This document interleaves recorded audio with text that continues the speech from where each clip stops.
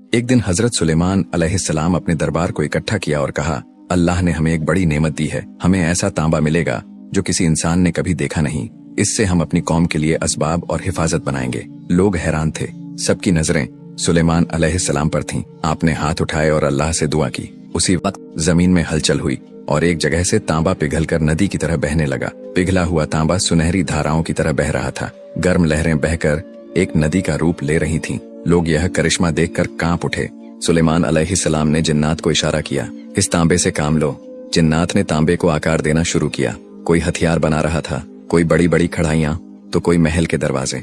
इंसानों और जिन्नों की यह साझा मेहनत देखने लायक थी। भीड़ में एक आदमी खड़ा था जिसने ताना मारा, क्या पिघला हुआ तांबा हमारे किसी काम का है?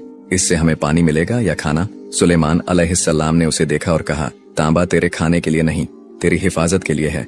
जब तुझे दुश्मन घेरेंगे, यही तांबे से बने औजार तुझे बचाएंगे। दिन गुजरते गए। उसी तांबे से ढालें, औजार और मजबूत दरवाजे तैयार किए गए। जब दुश्मनों ने अचानक हमला किया तो कौम पहले से तैयार थी। तांबे से बनी ढालों ने वार रोक लिया और लोहे से बनी तलवारें दुश्मनों पर भारी पड़ी। जंग जीतने के बाद लोग सुलेमान अलैहिस्सलाम के दरबार में इकट्ठा हुए। सबने देखा कि जिस तांबे को उन्होंने बेकार समझा था, वही उनकी हिफाजत का सबसे बड़ा सहारा बना। सुलेमान अलैहिस्सलाम ने कहा, सीख लो, अल्लाह की हर नेमत की अपनी हिकमत होती है। कभी वो नेमत तुरंत समझ आती है, कभी वक्त के बाद। लेकिन जो सब्र और भरोसा रखता है, उसके लिए अल्लाह की रहमत नदियों की तरह बहती है।